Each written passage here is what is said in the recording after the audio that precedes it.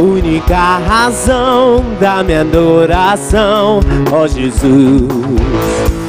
És única esperança que eu anelo ter, ó Jesus. Confio em ti, fui ajudado, tua salvação tem me alegrado. Hoje há gozo em meu coração, com meu canto te louvarei. Eu te louvarei, te glorificarei. Eu te louvarei, meu bom Jesus, te louvarei. E eu te louvarei, te glorificarei. Eu te louvarei, meu bom Jesus. És tu, única razão da minha adoração, ó Jesus. És única esperança que eu anelo ter, ó Jesus. Confio em ti, fui ajudado, tua salvação tem me alegrado. Hoje há gozo em meu coração, com meu canto te louvarei. Eu te louvarei, te glorificarei.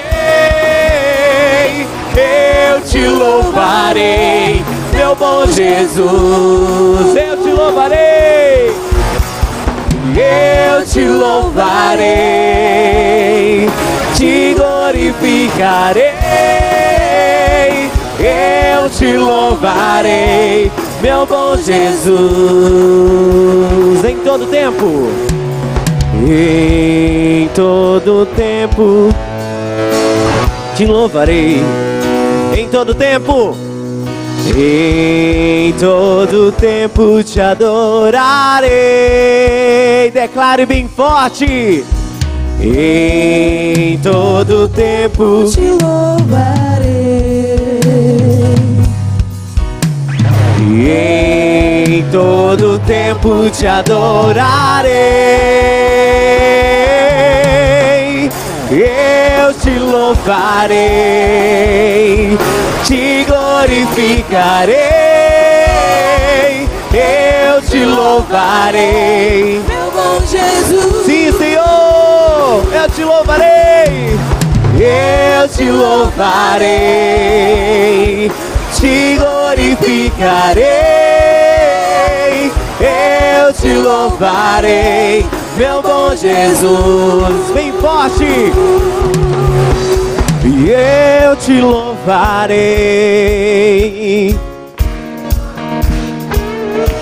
Sim, Deus, eu te louvarei.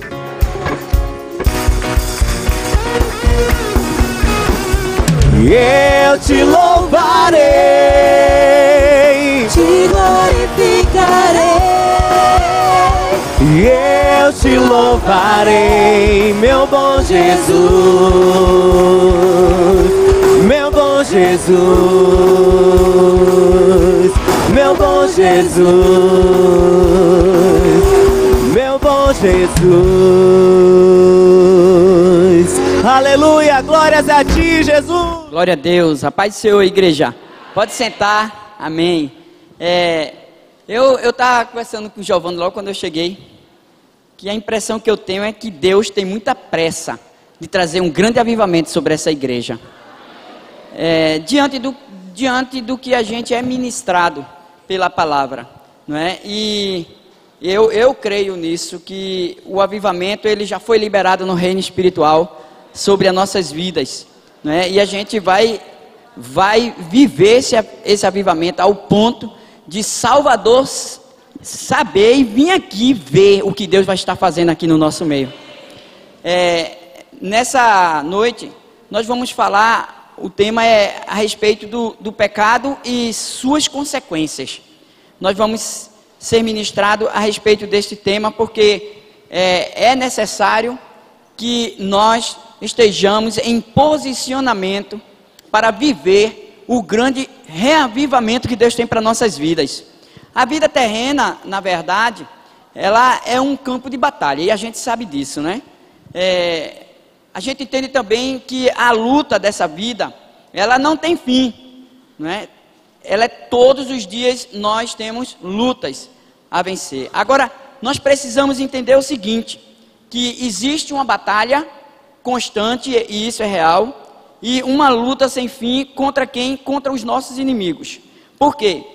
Nós temos 3 inimigos que eu queria dar ênfase apenas a um hoje, que é a carne, o mundo e o diabo. Esses são os 3 inimigos que nós enfrentamos todos os dias, né? A gente vai para o livro de Josué, vocês podem acompanhar, pode abrir na Bíblia, mas vai estar aqui também no telão. Nós vamos para o livro de Josué, no capítulo 7, e a gente percebe aqui que nesse capítulo, ele registra um episódio que nos alerta sobre exatamente esse assunto do pecado e suas consequências. E no versículo 13 diz o seguinte, Josué 7,13: Dispõe-te, santifica o povo e dize: santificai-vos para amanhã, porque assim diz o Senhor, Deus de Israel: há coisas condenadas no vosso meio, ó Israel, aos vossos inimigos não podereis resistir, enquanto não eliminardes do vosso meio as coisas condenadas. Amém? A gente entende nesse versículo uma coisa, se a gente for para um capítulo anterior, a gente vai observar uma coisa, a gente lê daqui a pouco o capítulo anterior, mas a gente observa que Deus, Ele nos está chamando a atenção hoje para o nosso maior inimigo, e a gente sabe que é a carne. Tem pessoas que têm uma noção, acham que o maior inimigo é o diabo. Não é, gente, ele já foi vencido lá na cruz. O maior inimigo é a nossa carne, é a nossa natureza, que eu falei na última pregação que ela ainda não se converteu, não é? E a gente precisa entender que no capítulo 6, houve a conquista ali, Deus dá vitória ao seu povo sobre Jericó. O que acontece? Deus, Ele fez promessas, né? Ele tem promessas para cada um de nós, e Deus, Ele tem todo o interesse que essas promessas, elas aconteçam, para que a gente viva cada uma delas. O interesse de Deus, o desejo de Deus é esse para nossas vidas. Só que nós, diante das lutas do dia a dia, nós muitas vezes cedemos o nosso maior inimigo, que é a carne.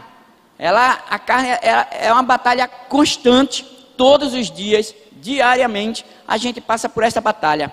E Deus fez uma promessa de que toda a terra de Canaã era do povo dele. A terra de Canaã, ela simboliza as promessas de Deus.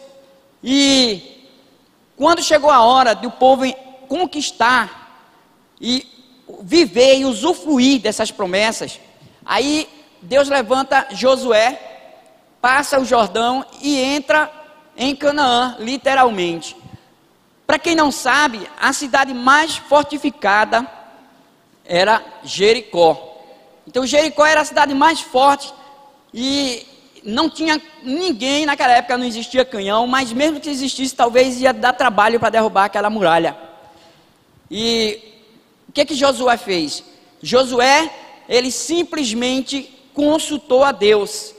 E diante da consulta a Deus, Deus orienta como que ele ia ter a vitória. Então, veja só, Deus faz promessa, mas todas as orientações para usufruirmos das promessas e vivermos ela nos nossos dias, essa conquista depende unicamente de vivermos todas as orientações de Deus através da sua palavra.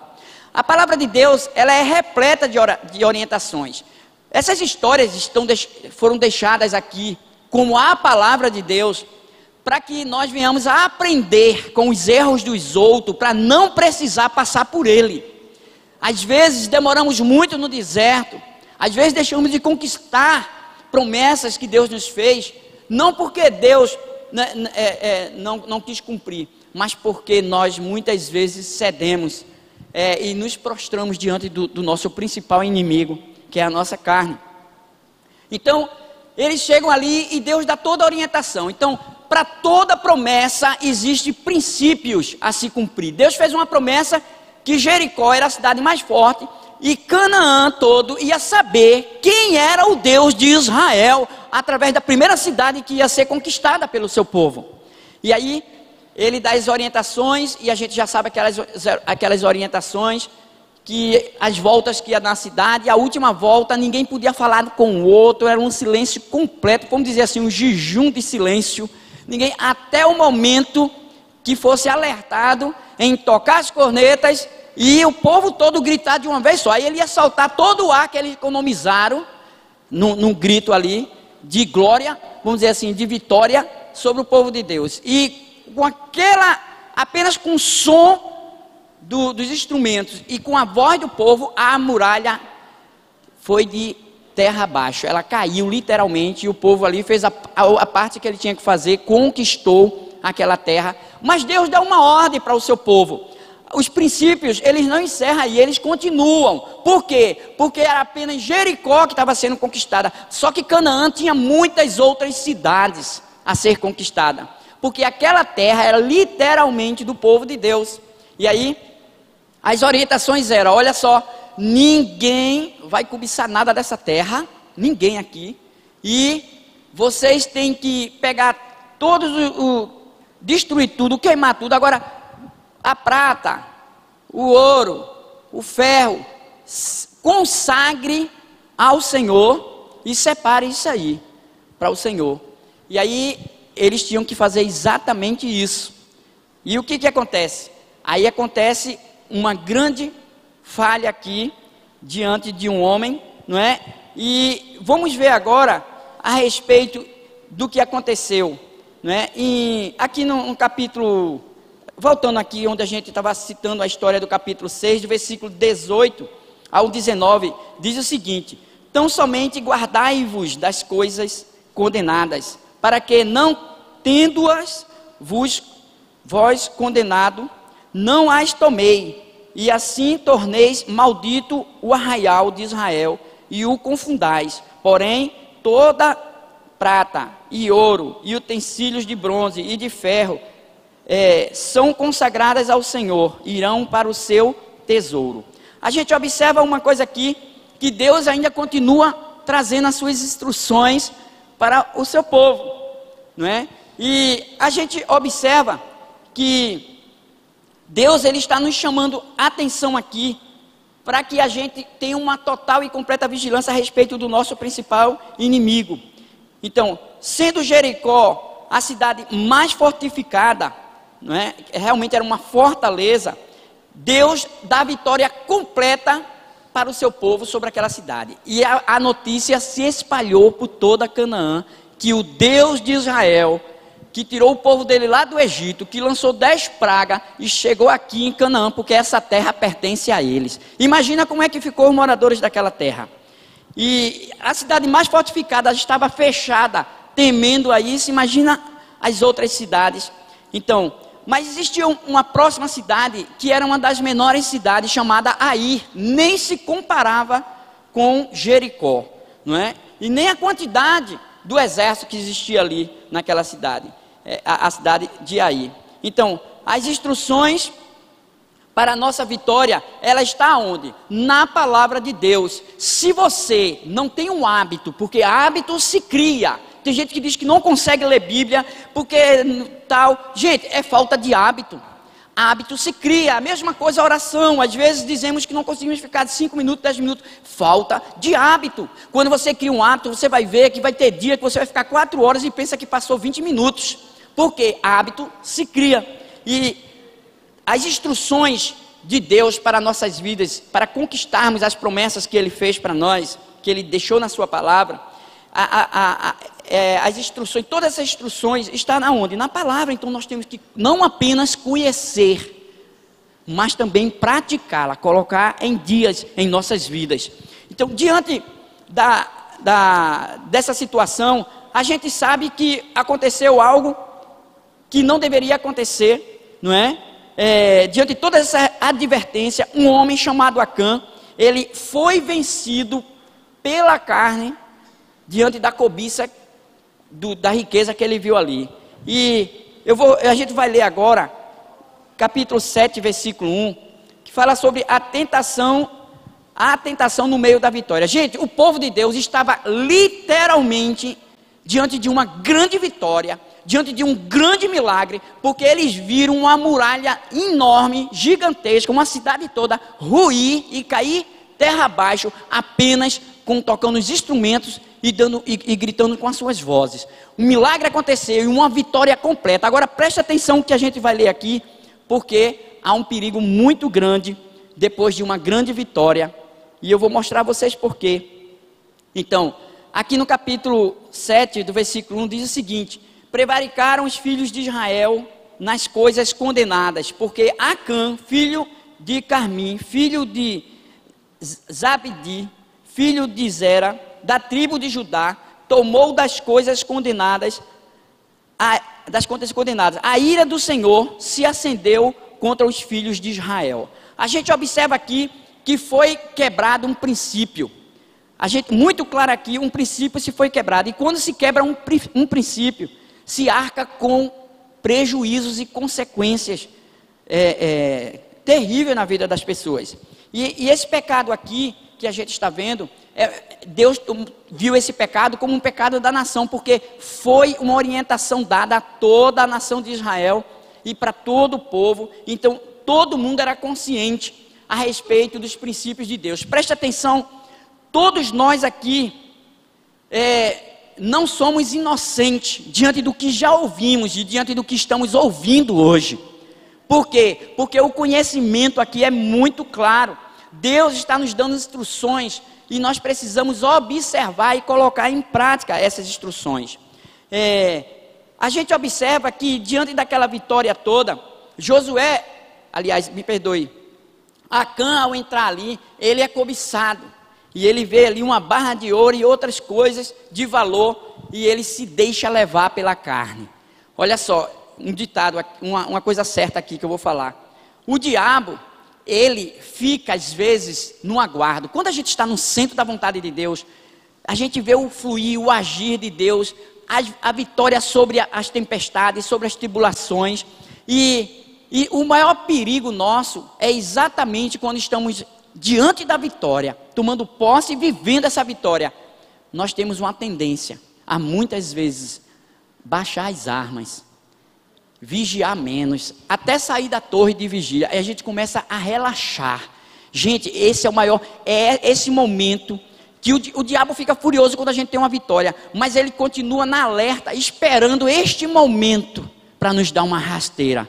É quando a gente baixa as armas e deixa de vigiar. E foi exatamente isso que Acã fez. Acã, ele baixou as armas, ele sabia das orientações e ele fez tudo o contrário.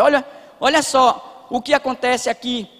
A gente precisa entender que nós somos vulneráveis, muito mais vulneráveis às tentações depois de uma grande vitória, e isso é uma verdade. Nós temos uma tendência a relaxar diante dessa situação e baixar as nossas armas. Então, Acã, a gente observa que ele não levou muito a sério a respeito da palavra de Deus. Leve a sério a palavra de Deus. Sabe por quê? Porque é a palavra de Deus. A gente observa que o que foi que ele fez? Ele tapou os ouvidos da alma e ele abafou a voz da consciência. É isso que acontece quando nos deixamos levar pela carne. Porque a gente sabe que a carne sempre milita contra o espírito. E a gente sabe que não tem outra condição de vencermos a carne se não estivermos cheios do espírito. E eu não vou mais pregar sobre isso que eu preguei essa semana retrasada, a respeito do enchimento do espírito. Pelo fato de não estarmos cheios, muitas vezes quem prevalece, ou sempre quem prevalece, é a carne. A gente observa que Acã, ele deu lugar a seu maior inimigo. E eu queria dizer uma coisa para você. O diabo, ele não pode fazer nada com as nossas vidas, se Deus não permitir. Mas quando nós pecamos, então o diabo tem direito legal em agir em nossas vidas. Sabe por quê? Porque o pecado dá esse direito e Deus permite diante do pecado. Mesmo assim, o diabo só faz o que Deus permite e vai até onde Deus mandar ou permitir. Mas mesmo assim, a gente sabe que o pecado dá o direito legal para o inimigo agir em nossas vidas. Então nós precisamos realmente nunca baixar as armas diante de uma grande vitória. A gente observa em 1 Pedro capítulo 5 e o versículo 8 diz o seguinte: sede sóbrios e vigilantes, o diabo, vosso adversário, anda em derredor como leão que ruge, procurando alguém para devorar. A gente observa esse versículo, que a Bíblia nos orienta que a gente deve ser sóbrios e vigilante. Por quê, gente? Porque o diabo, ele não dorme, ele não descansa, ele trabalha 24 horas contra a nossa vida. Por isso que a batalha nessa vida terrena, ela é constante, ela é diária, ela é sempre. E ele diz que ele nos cerca e anda como leão que ruge. Gente, essa palavra leão que ruge, é porque se você vê um ataque do leão, primeiro ele para e gasta tempo conhecendo a sua presa. Se tem um rebanho de búfalos, 500 búfalos, ele fica horas e horas sem se preocupar, analisando um a um, até encontrar um que seja mais fraco, um que esteja mancando, um que seja jovem demais, que não vai conseguir alcançar os outros. Ele achou a sua presa, ele fica ali para o momento certo ele atacar. Depois que ele ruge, aí os búfalos correm e aí ele vai na direção daquele que ele focou, porque é aquele ali que eu vou derrubar. Então o diabo, ele fez isso com Acã, ele faz isso com cada um de nós, se nós não vigiarmos, se a gente verdadeiramente não viver esses princípios. E aí o leão vai e ataca aquela presa. Por quê? Porque ela é a mais frágil e ela está realmente ali dando sopa. Então o leão, ele faz isso. Essa palavra está nos ensinando qual o posicionamento que devemos ter antes da vitória, depois da vitória. Eu quero dizer uma coisa para você: em todos os momentos, enquanto você viver nessa vida terrena, porque vivemos num campo minado. A vida terrena é um campo minado, constante.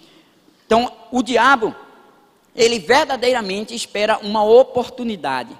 Acã, gente, ele perdeu a bênção de Deus. Vocês sabiam que quando a gente peca, a gente perde a bênção de Deus? Porque ele pecou, ninguém viu, não é? E ele pecou e escondeu aquilo que ele pegou e continuou caladinho, não é? Diante do seu pecado. Então ele já estava fora da bênção de Deus, ele perdeu a proteção de Deus.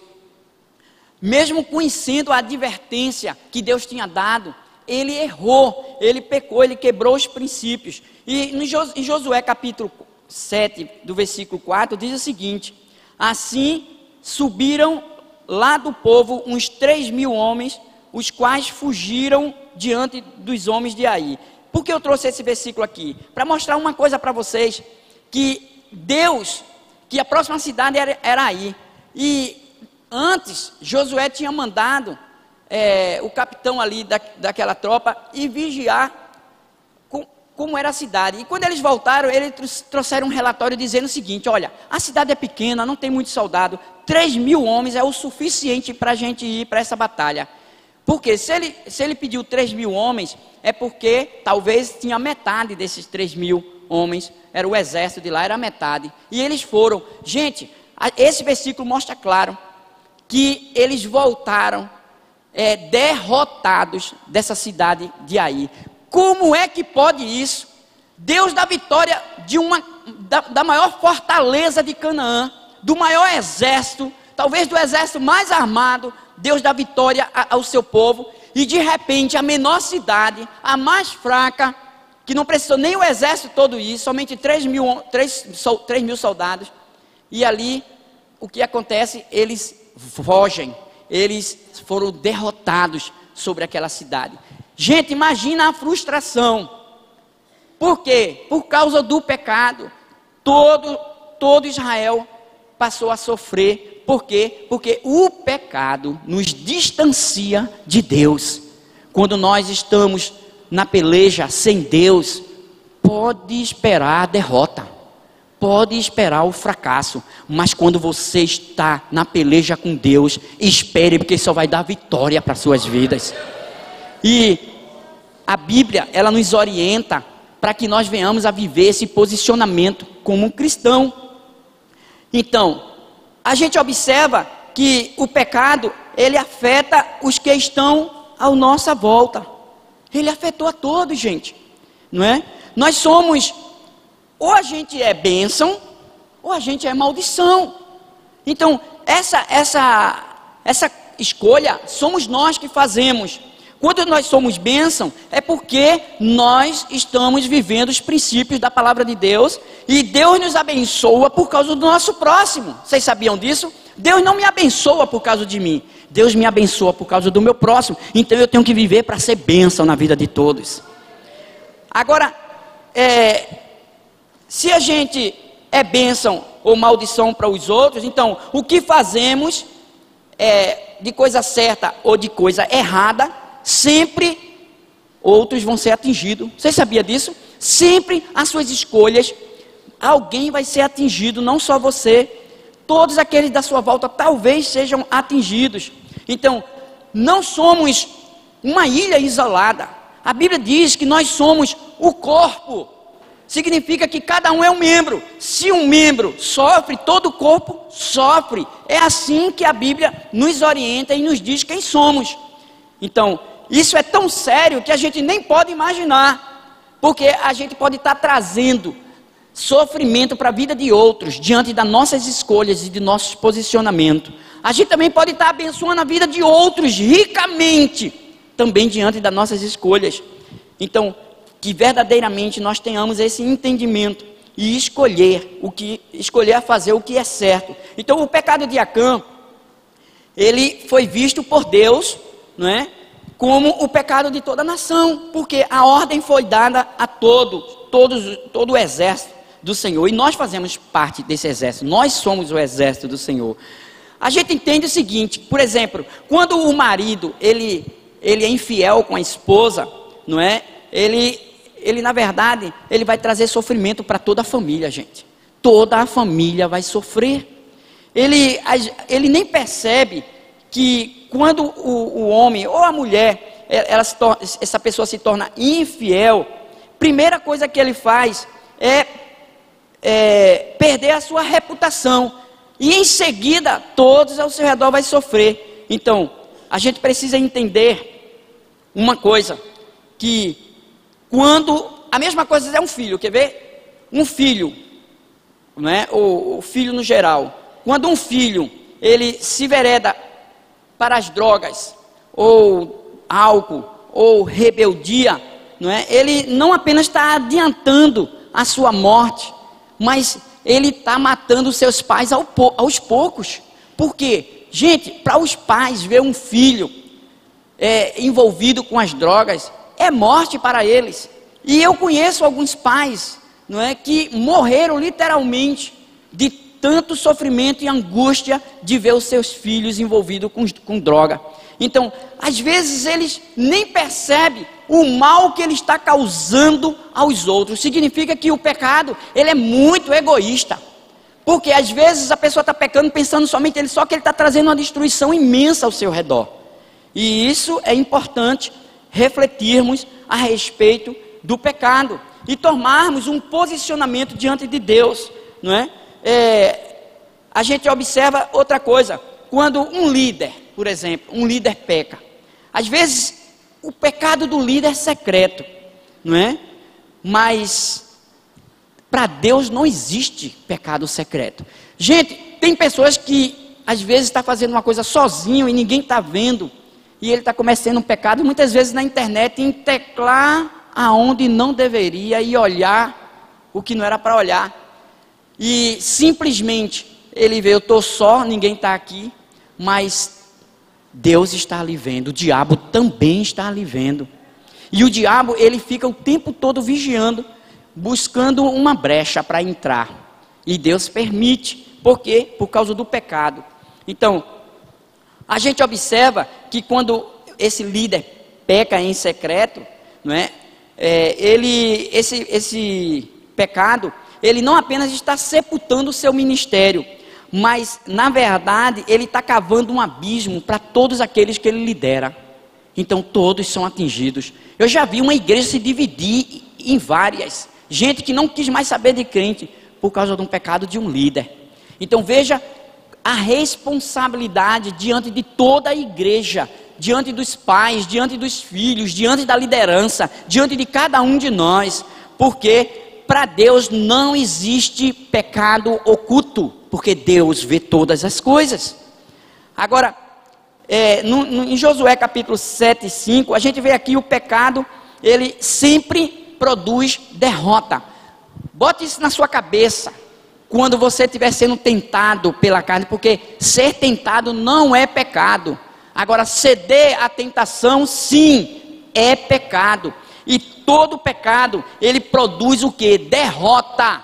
Mesmo que você fez um projeto de vitória, não vai ter vitória se você está em pecado. E isso é muito sério. Então, o pecado, ele pode realmente estar escondido para os homens, para outros, mas para Deus e para o diabo não. O pecado de Acã, ele gerou a morte de sabe de quantas pessoas? 36 pessoas. Está aqui em Josué capítulo 7, versículo 10 e o versículo 11, que diz o seguinte: então disse o Senhor a Josué: levanta-te, porque estás prostrado assim sobre o rosto. Israel pecou e violaram a minha aliança, aquilo que eu lhes ordenara, pois tomaram das coisas condenadas e furtaram e simularam, e até debaixo da sua bagagem o puseram. Sabe o que eu estou vendo aqui? Eu estou vendo uma coisa. O que eu estou vendo aqui é que Deus é quem está revelando o pecado do homem. Por quê? Primeiro, Josué se prostra. Eu nem li o texto, não foi? Eu vou voltar ele, só para a gente... foi o 7:5, não é isso? Diz assim: os homens de Ai feriram deles 36, e aos outros perseguiram desde a porta até as pedreiras, e os derrotaram na descida. E o coração do povo se derreteu e se tornou como água. Então, veja só, o povo de Deus foram derrotados por uma cidade pequena. 36 homens foram mortos. Então, o que é que a gente vê aqui? Muito claro que todo pecado traz derrota e não vitória, não é? Agora, diante desse outro versículo que a gente já leu, que é o capítulo 10, versículo 11, a gente vê aqui que todo pecado, ele é uma semeadura. Você sabia que quando você peca, você está lançando semente, e essa semente vai germinar e vai dar fruto, e você vai ser obrigado a colher? Sabe por que você... eu não quero colher. Não tem jeito. Porque a semeadura é uma opção, mas a colheita é obrigatória e sempre será obrigatória. Como é que pode eu plantar um pé de manga e querer colher depois jaca no pé de manga? Não existe. Eu queria dizer uma coisa para vocês, que todo pecado é uma semeadura. Então, se você está pecando, está em pecado, você sabe que você vai colher, porque isto é uma semente que você está lançando. Então, há momentos para orar, porque a gente leu no versículo aqui, que Josué, quando o povo veio, com o coração derretido, em sofrimento, Josué caiu com o rosto em terra, Josué chora, Josué se humilha, e Josué começa a clamar a Deus, e ele começa a dizer a Deus: Senhor, o que é que esse povo vai dizer? O Senhor deu vitória para a gente, tirando a gente do Egito, num deserto, entrou aqui, já deu vitória, e agora nós vamos ser zombados. Quer dizer, Josué começa a fazer oração e Deus manda ele parar. Pare! Não é momento de fazer oração. Sabe qual é o nosso problema? Muitas vezes a gente está colhendo o que a gente plantou e queremos orar para que Deus traga a solução.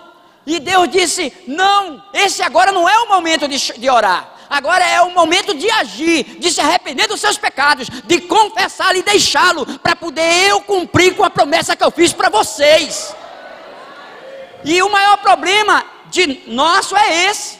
Por quê? Porque uma oração não vai resolver. Uma oração não vai resolver, gente. Acã pegou coisas que não pertenciam a ele.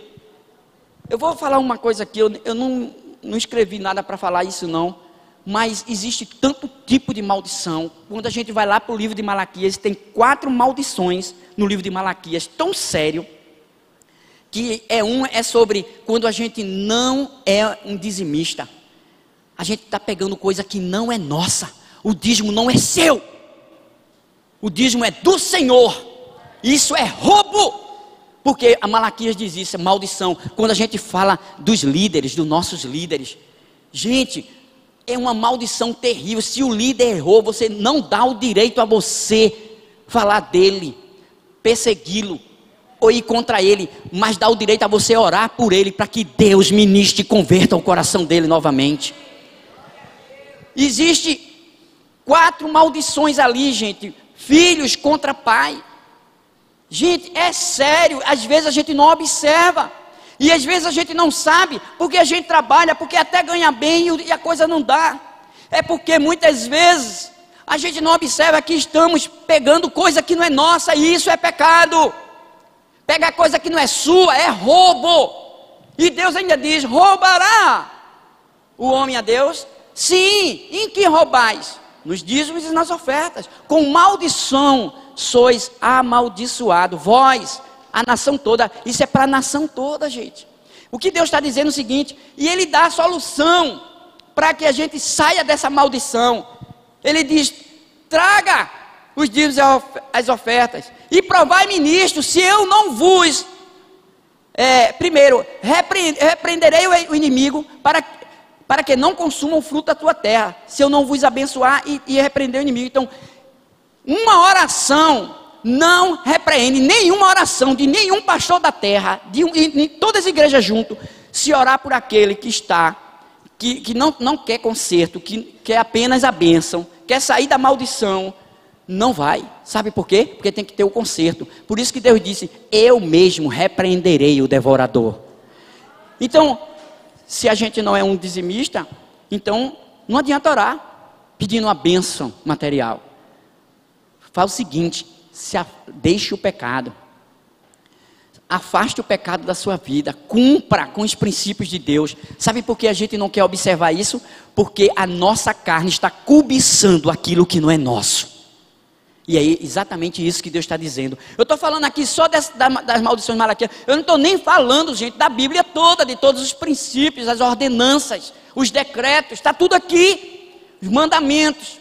E a gente não observa, às vezes conhecemos, mas não vivemos. E isso é muito sério.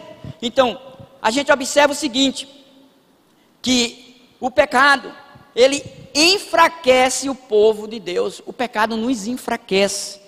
A gente, quando entende que todo pecado é uma semeadura, então a gente precisa entender que há momentos para orar e momentos para o conserto. E era isso que Deus estava dizendo.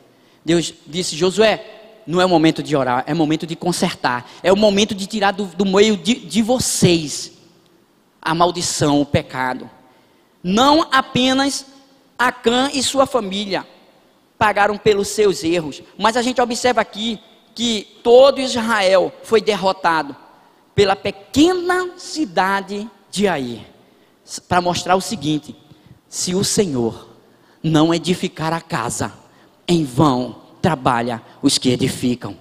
Gente, quando a gente verdadeiramente vive esses princípios, a gente entende que vale a pena viver a palavra de Deus. Sabe por quê? Tem pessoas que dizem assim: por que eu faço uma oração e logo acontece? Por que o outro ora tanto e nada acontece? Muitas vezes nós temos que fazer uma retrospectiva e realmente analisar a oração que a gente está fazendo. Se a oração que a gente está fazendo ela está dentro do contexto bíblico, e se essa é a vontade de Deus. E muitas vezes é o nosso posicionamento diante de Deus, porque as nossas orações não são ouvidas. Por quê? Porque se você quebrar esses princípios, você pode orar, suas orações não vão ser ouvidas. Quer dizer, Deus vai ouvir, mas não vai responder, que Deus não é surdo. Não é? Ele estava ouvindo a sua oração, mas ela não vai passar desse teto, não vai chegar diante do trono da graça. Então, a gente tem que observar que nós precisamos tirar do nosso meio o que? O pecado, as coisas abomináveis ao Senhor. Por isso que o pecado, ele nos enfraquece. Duas coisas acontecem quando nós pecamos. Primeiro é a ausência de Deus, e a segunda, a presença do inimigo. Olha só, por quê? Porque às vezes nossas orações não são ouvidas. Por quê? Porque Deus não está conosco, Ele está ausente, Ele não está com você. E quem vai estar presente com você? O próprio inimigo, o diabo, porque ele achou uma brecha e está ali. Então, na verdade, ele é quem está ouvindo as suas orações e dando risada de você, porque ele tem direito legal em agir na sua vida, na minha vida e na vida daqueles que realmente estão em pecado. Só é a gente abrir a brecha e continuar com essa brecha aberta. Então, esse é o maior perigo, gente. É a ausência de Deus. O maior perigo, tem pessoas que acham que o maior perigo é a presença do diabo. Não é! O maior perigo é a ausência de Deus, é quando Deus não está com você, porque você vai estar vulnerável a todos os ataques, armadilhas e arma forjada do inimigo contra a sua vida. E isso é tão sério, que eu não consigo ter palavras para expressar essa seriedade, porque somos nós os únicos responsáveis para que a maldição ela ganhe direito sobre as nossas vidas e a nossa casa. E isso é realmente muito sério. Então, a gente observa aqui no capítulo 7 ainda, do versículo 13 até o 15, que diz o seguinte, eu vou falar aqui sobre o pecado. Ele nunca vai estar oculto diante de Deus, não é? Ele diz, dispõe-te, santifica o povo, e diz, santificai-vos para amanhã, porque assim diz o Senhor, Deus de Israel, há coisas condenadas do vosso meio, ó Israel, aos vossos inimigos não podereis resistir, enquanto não eliminardes do vosso meio as coisas condenadas. Pela manhã, pois, vos chegareis segundo as vossas tribos, e será que a tribo que o Senhor designar por sorte se chegará segundo as famílias, e a família que o Senhor designar se chegará por casas, e a casa que o Senhor designar se chegará homem por homem. Aquele que for achado com a coisa condenada será queimado, ele tudo quanto tiver, porquanto violou a aliança do Senhor e fez loucura em Israel. Agora eu lhe digo, isso é sério ou não é? É sério. A gente pega essa história aqui, e se você ler essa Bíblia, levar apenas, não tomar para você, e levar apenas para a história de Israel, você não fez nada. Bíblia é para se meditar. Quando você medita a Bíblia, você entende a história, o acontecimento, por que aquele povo foi derrotado, e o que Deus está falando, para que eles possam dar a volta por cima, e sair daquela situação. E aí você traz para o seu contexto, e faz uma análise, aproveite que está no final do ano, e faça uma retrospectiva, para que todas as promessas que Deus te fez aconteçam em 2018. Porque é isso que Deus quer para nós. Deus tem interesse e quer cumprir as suas promessas em nossas vidas, mas não entendemos que não estamos em um posicionamento de usufruir ou viver essas promessas. E se a gente for analisar, coloca no começo esse versículo aí, sim, o primeiro aí. Olha, a gente às vezes não analisa. Eu vou aqui trazer uma meditação agora. A gente leu. Agora, ele diz o seguinte, ele diz, dispõe-te, santifica o povo, e diz, santificai-vos para o dia de amanhã. Deixa eu dizer uma coisa, perguntar uma coisa para vocês. Tem pessoas que andam ansiosos hoje, preocupados com o dia de amanhã. Gente, o dia de amanhã pertence a vocês. Então nós pecamos quando ficamos ansiosos, porque a Bíblia diz que a ansiedade é pecado. Por isso que ele diz, não ande ansioso por coisa alguma, segundo seja conhecido diante de Deus com orações e súplica. Então veja só, Deus está dizendo o seguinte, que o povo tinha que voltar a se santificar, quer dizer, fechar as brechas, voltar à torre de vigia e pegar as armas de volta e fazer uma retrospectiva. E aí Deus diz, porque amanhã, porque assim diz o Senhor, Deus de Israel, ó, há coisas condenadas no vosso meio. Ele está dizendo o seguinte: há pecado no nosso meio, há pecado no nosso meio. Aos vossos inimigos são, ele diz, aos vossos inimigos não podereis resistir. O que é que ele deu? É Deus, gente, que está dizendo. Ninguém consegue resistir ao inimigo, ninguém consegue resistir ao diabo com brecha, com pecado, porque o pecado é trevas. E aonde tem trevas, o diabo tem direito legal em habitar, porque a habitação dele se chama trevas. Vocês entenderam agora? Quando a gente entende isso, a gente tem que tomar essa palavra para hoje, para os nossos dias, para o nosso dia a dia, e fazer uma avaliação. Como é que você está? Será que você ainda está com coisa condenada ao seu poder, sobre o seu poder, na sua casa? Tire hoje, afaste, saia, porque você não vai nunca... Você não vai poder nunca resistir o inimigo, é o que Deus está dizendo. Enquanto, aí ele diz, enquanto não eliminardes do vosso meio as coisas condenadas, do vosso meio, versículo 14. Pela manhã, pois, vos chegareis, segundo, aí o que é que Deus está orientando aqui? Deus está revelando para Josué o que foi que aconteceu. E ele diz, vocês vão ter que fazer, essa parte é de vocês, façam análise. Vocês vão até chegar a essa casa, e lá vocês vão encontrar a coisa condenada. E assim aconteceu. Por quê? Porque ninguém viu aquele pecado, mas Deus viu. E aquele pecado estava prejudicando uma nação toda. Sabe por quê, gente? Nós sofrimos com a corrupção do Brasil. Porque muitas vezes nós pecamos no pecado da omissão. Porque Deus chamou o seu povo para orar pelo governo, pelas autoridades dessa nação, e o povo não está orando. Relaxar, isso não é problema meu. Tem igreja que não quer nem falar de política, nem ora pelos políticos, nem ora pelo governo, nem ora... Isso aí é pecado, porque aquilo que a gente pode fazer e não faz, a gente peca. E muitas vezes apontamos, e muitas vezes somos igual a ele, corrupto, e não percebemos isso. A gente consegue ver uma trave nos olhos dele, mas um cisco, mas não conseguimos ver uma trave no nosso. Então, Deus nos chamou para orar pela nação. E às vezes a gente está sofrendo, porque começando do governo e a nação inteira está vivendo a corrupção.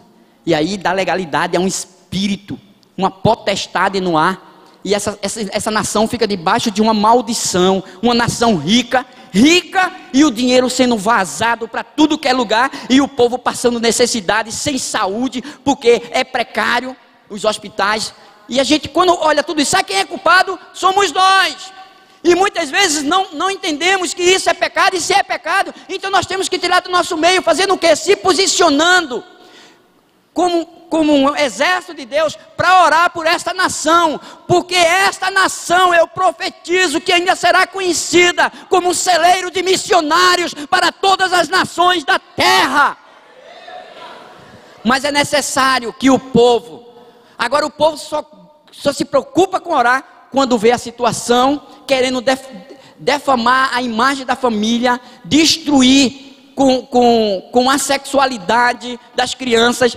Gente, quando essa coisa está terrível, que ninguém aguenta mais, roubos e mais roubos, aí a igreja se levanta para orar. Se a igreja vivesse a oração preventiva, isso nunca teria acontecido. Será que é necessário a gente estar sofrendo para depois consertar, vivendo no pecado e sofrendo para depois consertar o erro? Se a gente viver um cristianismo preventivo, o inimigo vai se levantar só para cair, nunca vai prevalecer a vontade dele contra a nossa vida.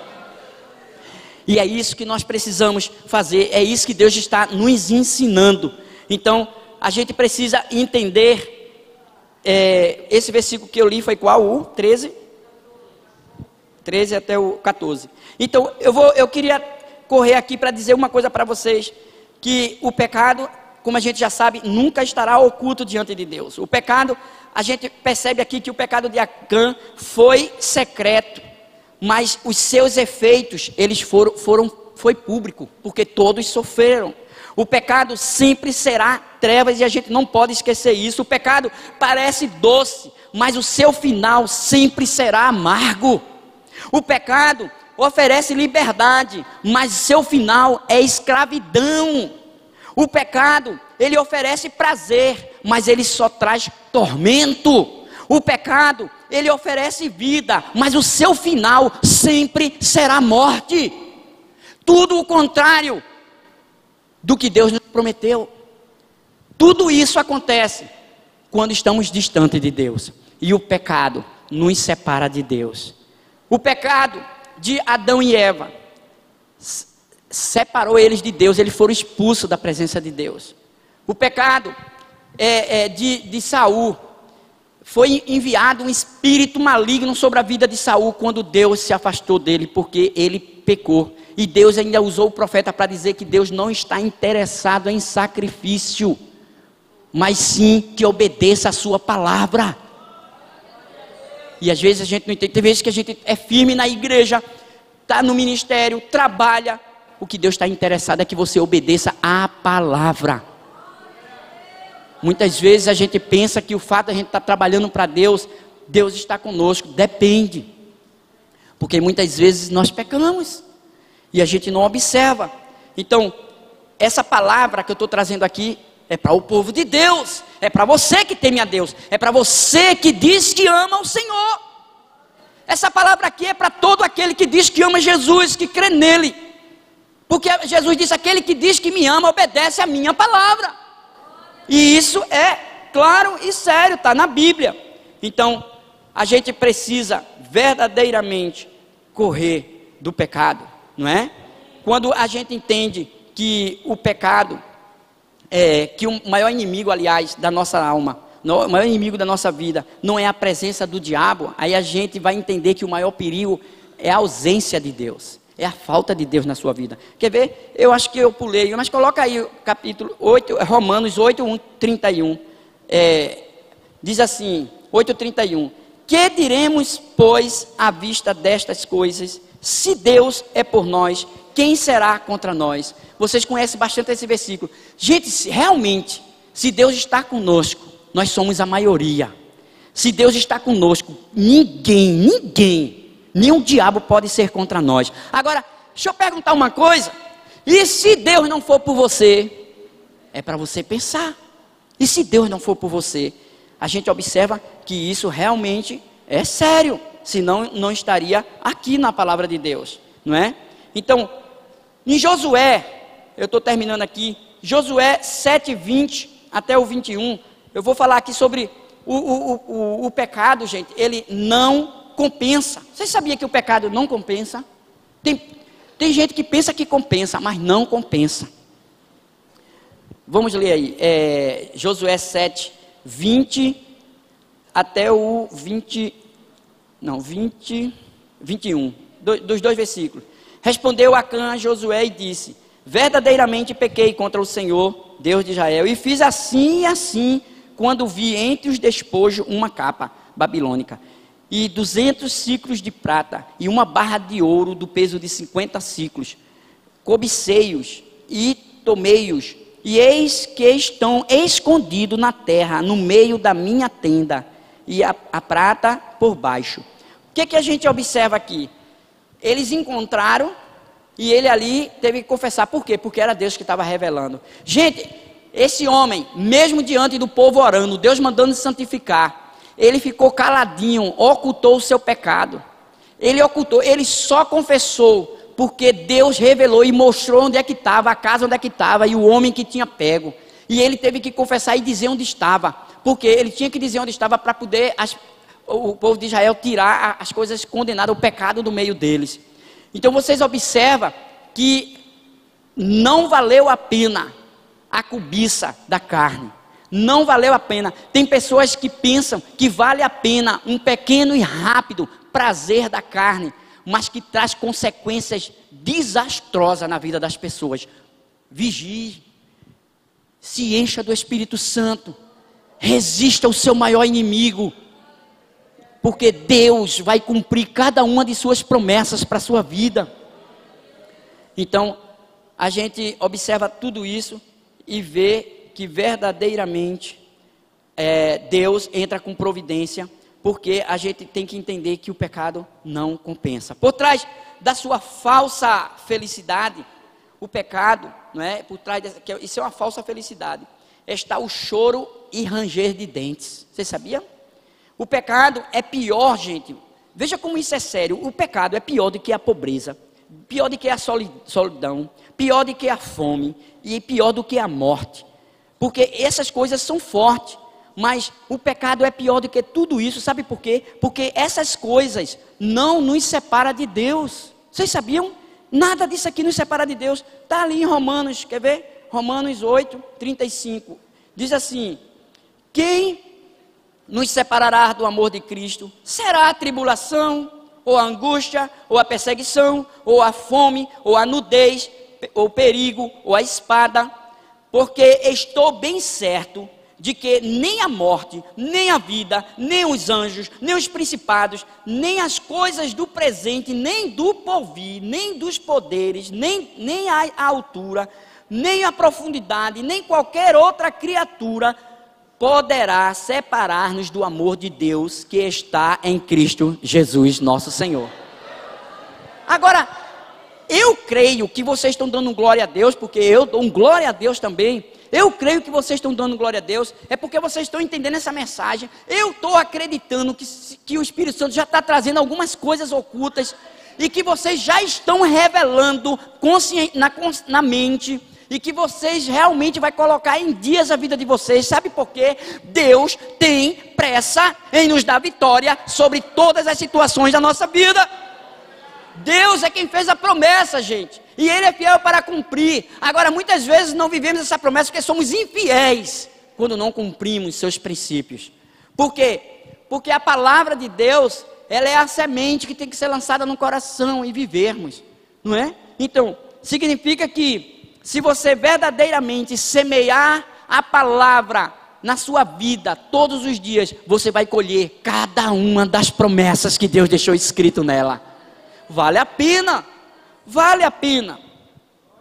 Então, esse versículo aqui que a gente acabou de ler, a gente vê que a única coisa que pode nos separar de Deus é o que, gente? O pecado.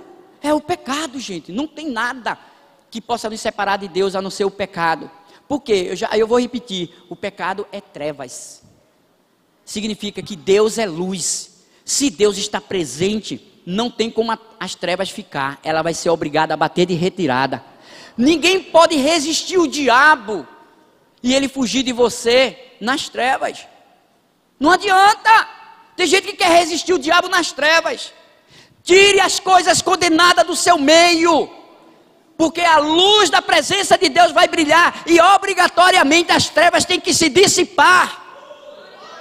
Quando a gente entende isso, a gente entende que Deus sempre existiu, sempre existirá, e Ele é real. Ele é mais real do que as coisas que você vê nesse mundo, porque a Bíblia diz que as coisas desse mundo vai passar, mas o que está escrito na sua palavra não há de passar. E quem quer viver as coisas, as promessas de Deus, gente, viva na presença de Deus.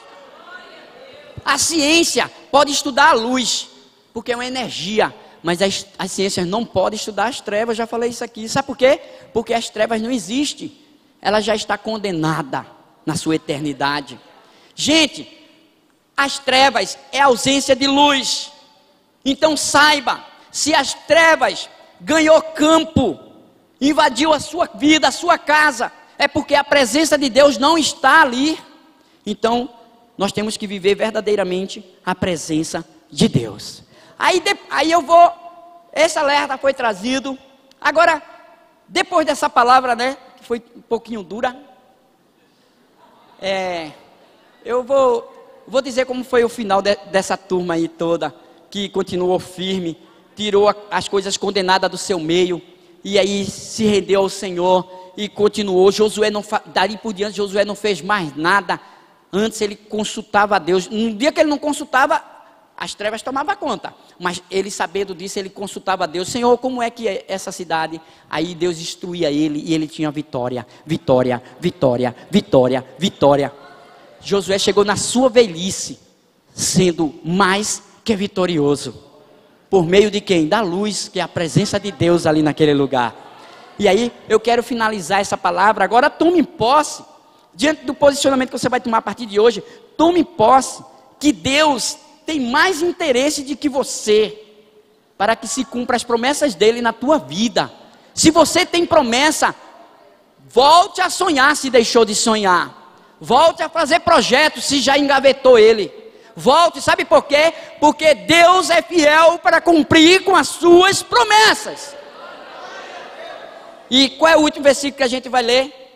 É aí em Josué, capítulo 21, versículo 43 e 45. Veja o final de Josué. Gente, o final de Josué e do exército quando conquistou toda a terra. Esse é o final, ele na velhice, lá na sua rede, já na velhice, descansando. Olha o que aconteceu aqui, esse é já no final da sua vida. Desta maneira, deu o Senhor a Israel toda a terra que jurara dar a seus pais.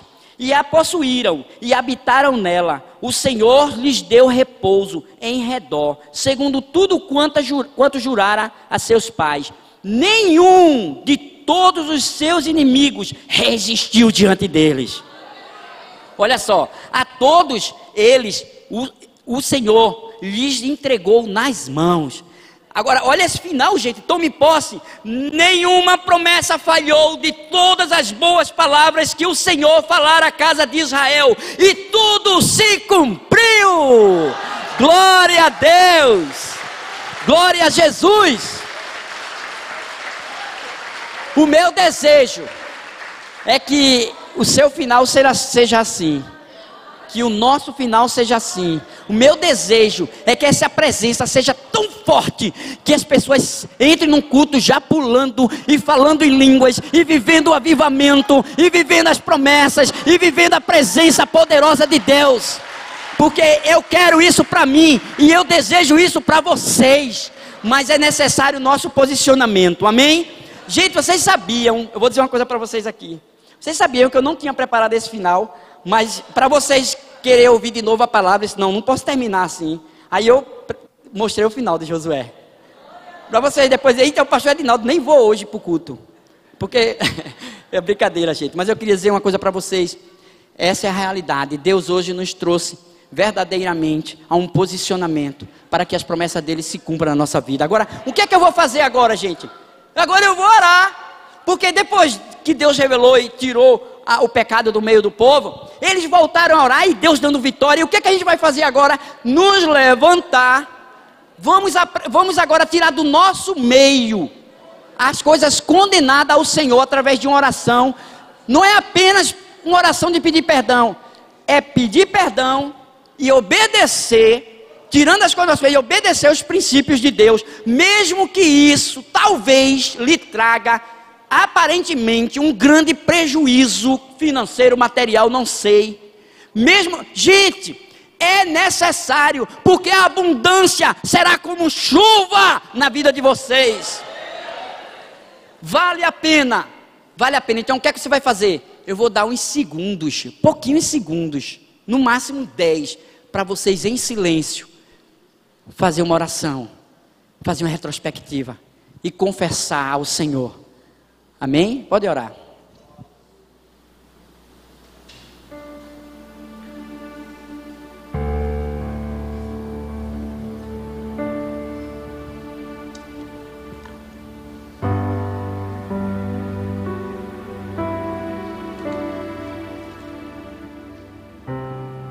Senhor Deus e Pai, estamos aqui, Senhor, como o teu povo que somos, como Israel do Senhor. Estamos também diante do Senhor de forma individual, apresentando ao Senhor as nossas falhas, nossos erros, nosso pecado. E se por acaso, Senhor, existe algum pingo de trevas em nosso meio, Senhor, o Senhor sabe, o Senhor vê todas as coisas, o Senhor conhece.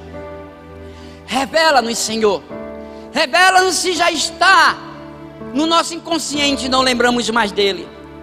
Também, Senhor, nos incomoda diante daquele que sabemos e não estamos tirando do nosso meio. Nos incomoda, Espírito Santo, e nos leva a um verdadeiro quebrantamento, a um verdadeiro arrependimento, e a um verdadeiro deixar as coisas condenadas e se apegar à verdadeira luz que nos dá vitória. Deus amado, eu quero apresentar de forma individual a tua igreja. Toma cada um aqui individual. Senhor, eu apresento individualmente e pedindo, porque eu creio, Senhor, que as tuas misericórdias se renovam a cada manhã. Senhor, nós não sabemos orar como convém, mas Davi, quando reconheceu o seu pecado, Davi, ele buscou a tua face. Ele buscou a tua face e ele declarou, porque ele sabia que não merecia o perdão, ele não merecia a salvação, ele não merecia as promessas, mas ele, Senhor, trouxe a tua palavra, porque as suas misericórdias são a causa de não sermos consumidos, porque as tuas misericórdias não têm fim. Senhor, nós estamos clamando como Davi clamou. Deus, em nome de Jesus, perdoa-nos, Senhor. Perdoa pelos pecados que cometemos. Perdoa porque tomamos posse daquilo que não é nosso. Perdoa-nos, Senhor Deus, porque verdadeiramente afligimos a tua lei. Nós quebramos os teus princípios. Nós atraímos as trevas para nós. Sendo assim, tirando a presença da luz do nosso meio. Que o Senhor tenha misericórdia e que a tua presença, ela volte de tal maneira que nós possamos hoje contemplar a tua face, que nós podemos hoje sentir esta unção que quebra todo jugo, porque queremos a verdadeira restauração, libertação e direção do teu Espírito. Queremos nesta noite, Senhor, confessar o nosso pecado, entregar a nossa vida, nos prostrar diante do teu altar. Reconhecemos que somos pecadores e que a nossa natureza é má e perversa, e nós queremos voltar ao primeiro amor, buscando esse enchimento, até que transborde em nós a tua luz, para vivermos segundo a tua palavra. Ó Deus amado, em nome de Jesus, se por acaso, Senhor, junto com essas trevas veio alguma seta inflamada de enfermidade, se por acaso, Senhor, sobre essas trevas veio alguma arma forjada para destruir as nossas finanças, se diante dessas trevas, Senhor Deus, o mal se alojou em nossa vida ou na nossa casa, Pai, estamos aqui clamando misericórdia e perdão pelos nossos pecados. Perdoa-nos, Deus, e dissipa as trevas. Toda enfermidade, espírito de enfermidade, você não tem mais direito legal sobre as nossas vidas. Bata de retirada do nosso meio, da nossa casa e das nossas vidas. Agora, em nome de Jesus, todo espírito devorador, consumidor, destruidor, bata de retirada. Você não tem mais direito sobre as nossas vidas, o nosso meio. Nós ordenamos, saia do nosso arraial. Toda obra maligna, toda seta de Satanás, toda armadilha, toda arma forjada do inimigo não prevalecerá mais sobre a nossa vida. Se tão somente tu estás na presença do Senhor, se tão somente passares a buscar o Senhor a partir de hoje, tão somente verás a ação poderosa do teu Deus. Viva o que Deus quer que você viva, porque você entenderá e viverá o que é a verdadeira abundância. Pare de reclamar e marche sobre a direção do centro da vontade de Deus, porque quando você marchar, você vai ver que o mar vai ser obrigado a se abrir. E quando Deus não permite o mar se abrir para te dar vitória, Ele vai te fazer passar por cima dele, porque Ele é Deus. Não tem nada que impeça o agir de Deus na tua vida, quando você está num posicionamento que agrada a Ele. A partir de hoje, pare de reclamar e procurando um culpado. Você entendeu que o culpado é você? esteja na presença do Senhor e você vai viver a sua palavra. O Senhor te chamou para tu amar os teus inimigos e orar por aqueles que estão te perseguindo. Você entendeu que se você é luz, aqueles que te perseguem, Deus vai fazer com que eles estejam do teu lado. Você entendeu que não é você que tem que bater de retirada? Se você está cheio e é luz naquele lugar, preste atenção, porque o Senhor está a falar. Se você sabe que é luz naquele lugar, é as trevas que tem que bater de retirada. Se você sabe que é luz naquele lugar, não é você que tem que fugir, é o diabo que tem que partir e fugir e bater de retirada. Você entendeu que o posicionamento Deus cobra de você? Então vá, se coloque, se encha, busca e viva esta palavra, porque a vida desta palavra vai penetrar dentro de você e em toda a sua casa. Os teus vizinhos vão saber que há servos do Senhor naquele lugar.